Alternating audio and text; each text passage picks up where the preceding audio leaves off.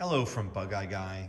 This is a Beck Speedster, built in about 2007. An extremely nice example of these replica Speedsters. I'll tell you, it's very seductive. I'm so excited to have these. We have about 5 of them.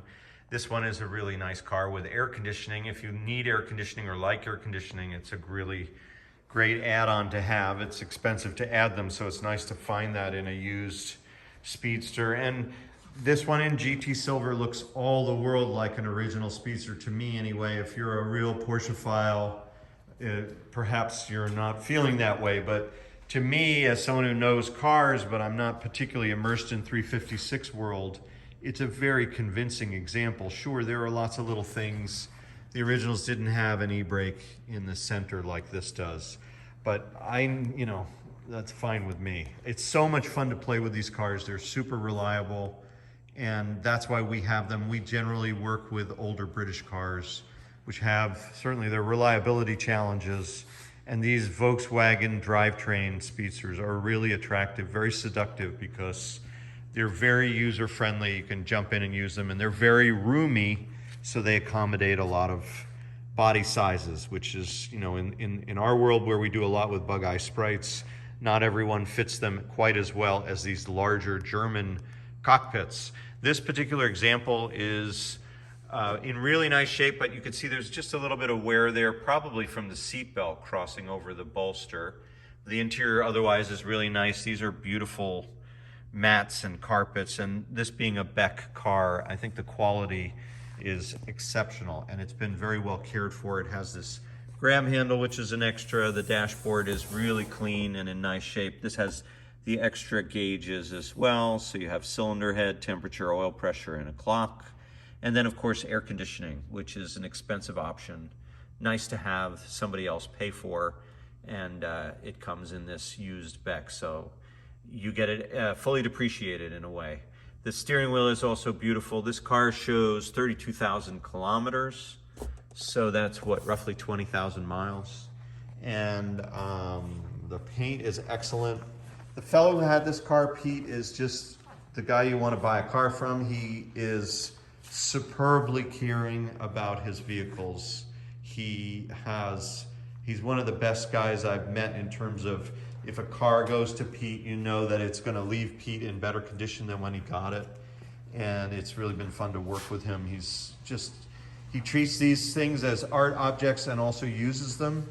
And that's what's nice about working with Pete. So a lot of his touches are present. I'll show you some of those in the engine bay.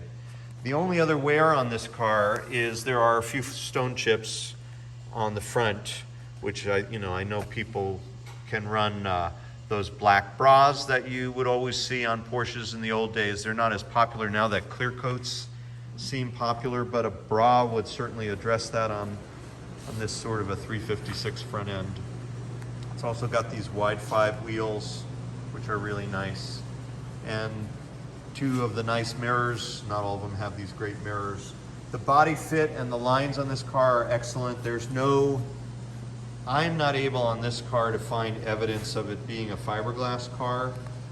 Some of these replicas, you can see the fiberglass in the right light on the right, in the right circumstances, but this one is really convincing, and that's another reason why I like this car, and also why the Becks seem to have a better finish and fit. Everything that you see, all these edges and lines, that's just some compound, I think, but it's really clean, in really nice shape. And again, a lot of that is credit to Pete's loving care as the prior owner.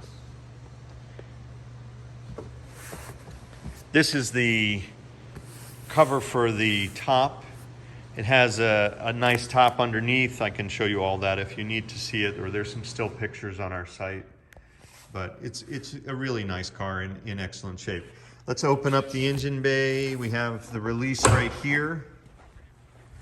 He has put in a 3rd brake light here, which is, again, not something an original Speedster owner would ever do, but as a driving car, it's a nice thing to have to sort of give you an extra margin of safety. There's the air conditioning compressor and the system that goes with it. Here you find the There's a pressure regulator that he added and a gauge for the fuel pressure. There's an electric fuel pump, which is a nice feature. And you can see the air conditioning compressor. It also has a probe that goes in the oil dipstick that will flicker the light on the speedometer, the existing light in there, so that if your oil temperature exceeds a limit, there's an instruction in the book. It will flicker that light. So that's a nice feature. And then this black hose that you see right about in the center of your screen, that's a fire suppression system that I think it's called a blaze cut system. When it heats up enough, it will spill its fire suppressant onto the engine. So very tidy in there. This is a CB Performance engine. So Pat Downs built this engine, or his company did, and that's a great engine builder in the world of air-cooled, these horizontally opposed four-cylinder engines. He's got a great name, and that's where this engine came from. The hood release you saw under the dash, superbly clean in here. There's the fuel tank and the master cylinder. The carpet's excellent, and so is this engine lid. So again, you know, really nice condition there. And here's this great notebook that he put together. Here's it's basically got all the receipts of the things that he's done. Here's the CB Performance general information, and there's a bunch of receipts here that you can see what was added. And here's this is this hot oil sensor thing that goes in the dipstick, and it lights up this light when the oil temperature gets to a critical level. I mean, there's a bunch of other information in here when he changed the oil and all the various products that he used, but it's a really nice record of what's been done to the car. And the doors close really nicely.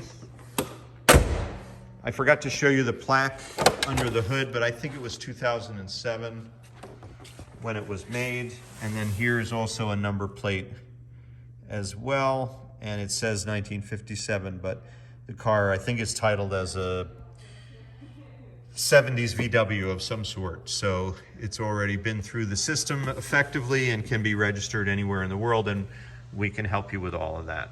So that's what's going on today here at bugeyeguy.com.